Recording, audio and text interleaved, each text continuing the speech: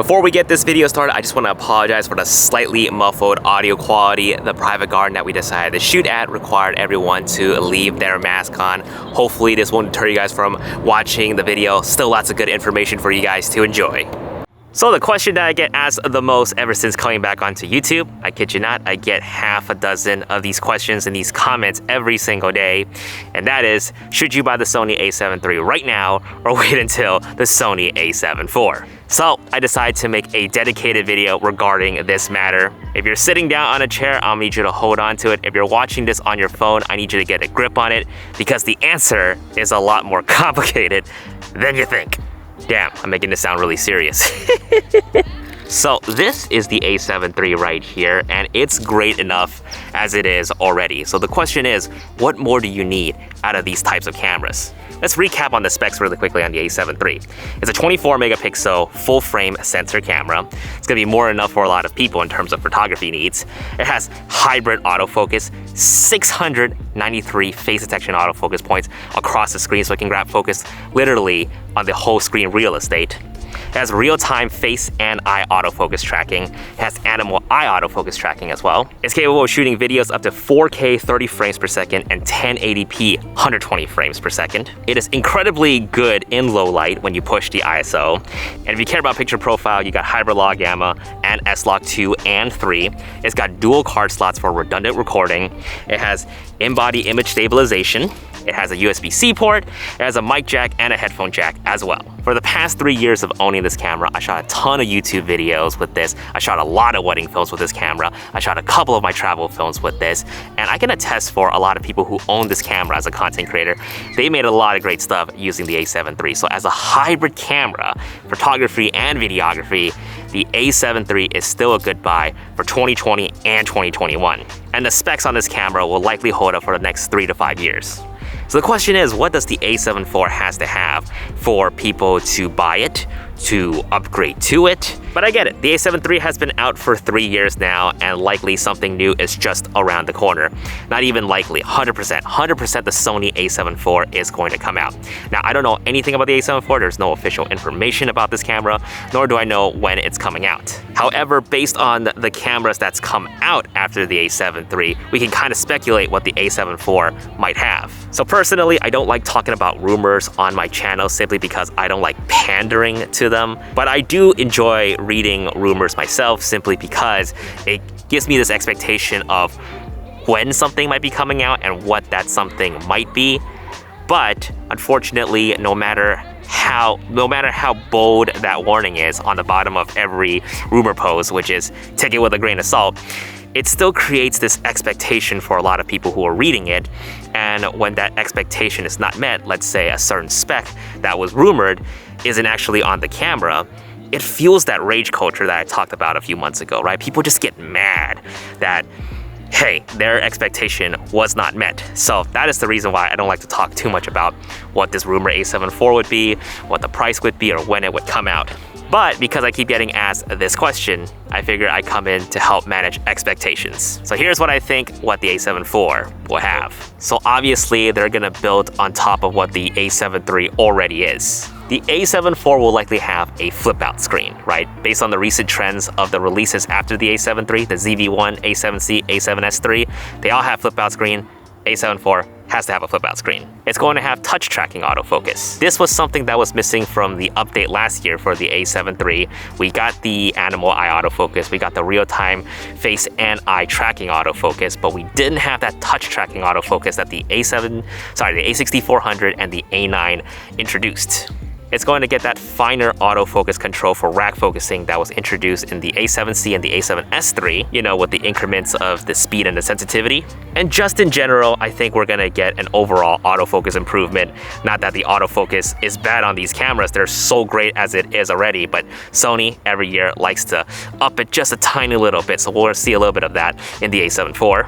In terms of video, they have to have 4K 60, at the very least, 4K 60. It's going to have unlimited recording, and it's gonna get that new multi-interface hot shoe update so we can use the digital signal of the ECM B1M wireless microphone. And I wanna say we'll get the H.265 codec in the a7 IV. the XAVC HS that was introduced in the A7S III. I want to say we'll get that H.265 codec in the A7 IV, but 420 8-bit. I don't think that the A7 IV will have 10-bit 422. That is reserved for the A7S III. That's what gives it the edge. So I think a lot of filmmakers and videographers are really hoping for that 10-bit 422 on the A7 IV. I just don't think that's going to happen. That is likely strictly reserved for the S series. Oh, and the new menu that got introduced in the A7S III, that will likely be in the A7 IV. Now, obviously, there are other things that could surprise us. You know, what could we expect? Sony Alpha Rumors is saying that, hey, there could be a megapixel bump in the upcoming A7 IV, 30-some megapixels, right? But do we need more megapixels in this camera? It's sort of if it's 30 or 36, it's gonna get really close to the A7R series, which is already 42 and 61 megapixels. I mean, maybe it would be nice to have those megapixel bumps, but at the same time, the 24 megapixel on the A7 III and the A7C is more than good enough for a lot of people. So do you need more megapixels for the work that you do? If not, A7C, A7 III, more than good enough. And the autofocus on the A7C, A7 III is so good already. Real-time eye autofocus, face tracking autofocus, animal eye autofocus. I can't imagine the A7 IV making that a whole lot better than what it already is. So speaking in terms of photography, you don't really need to wait until the A7 IV comes out. You can buy the A7 III right now, save some money, and take some of those extra cash in your budget and invest in a really good lens. Ooh, look at that glow behind me. But in terms of video, I think this is where we're gonna see a lot of people choosing the A7 IV over the A7 III. And the A7 IV has to have at least 4K 60, right? I want to hold my breath for 4K 120. I wanted to have it, but I'm managing my expectation. 4K 60 at the very least. And that's because 4K 30 and 1080p 120 has been around for the last 5 years in a lot of the Sony cameras. So in that department, they have to give us something new. But aside from that, if you don't really need to be shooting in 4K 60 or 4K 120 for that super slow motion option, high quality 4K super slow motion option, then you don't really need to wait until the A7 IV comes out. And what I forgot to add earlier is that the A7 IV will likely have that gyro recording capability like the A7C and the A7S III. So if you want to be handheld and be able to further post-stabilize that in Catalyst browse, the A7 IV will have that. A7 III doesn't have that. But if you can't wait, A7C has that gyro recording capability right now. But because it's so new, I don't think a lot of people absolutely need to have that gyro data recorded to be post-stabilized in Catalyst browse. So likely not going to be a big deal for a lot of people. We can definitely expect unlimited recording on the A7 IV, but if you really need unlimited recording right now, A7C has unlimited recording. So that leaves us with the pricing. The holiday sale right now, the A7 III you can pick one up for $1,700, okay? Maybe you can find it for $1,600, I don't know, okay, maybe. Okay, but in the used market, you can probably pick one up for about $1,400, $1,500. When the A7 IV comes out, if we want to be hopeful, it'll probably have that A7 III original pricing, which is $2,000, right? $2,000 versus $1,700 right now. You have a $300 in difference. You can use that $300 to buy another lens, or you can buy an accessory that will help you with your photography or videography. But on the rumors right here, they're saying that we can expect a price bump for the A7 IV. Worst case scenario is $2,500. $2,500 versus $1,700, $800 difference right there. That could end up that way. So if you absolutely need a camera right now, then the A7 III is more than good enough. It'll likely be a great camera for the next 3 to 5 years. Okay, it'll hold up with its specs. Get the A7 III right now. But if you're waiting this long already, you don't need to shoot anything that urgent. You should wait for the A7 IV. So I'm gonna go ahead and say this right now. When the A7 IV comes out, likely I'll be hyping it up. It's just what it is. You know, as someone on YouTube, we gotta keep up with the latest and greatest. We always gotta be talking about the latest and greatest. Don't cave into our BS. Remember what you need the camera for.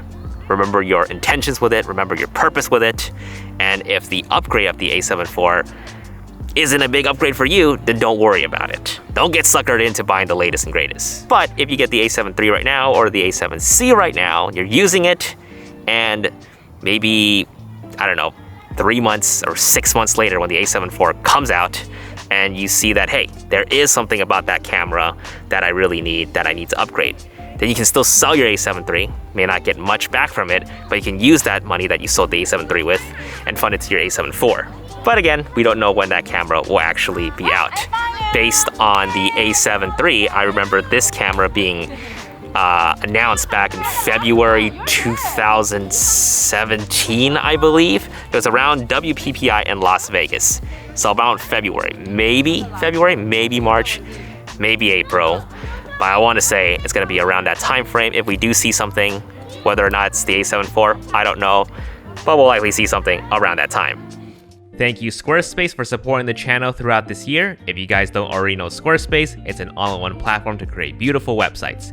For 2021, we'll be revamping the look of our site, and it's going to be incredibly easy to personalize with the drag and drop templates. Whether you're building a photo portfolio, e-commerce store, or creating a one-time event, design it with Squarespace. Head over there right now for a free trial just to try it out for yourself, and when you're ready to launch, head to squarespace.com/JasonVong to save 10% off your website or domain.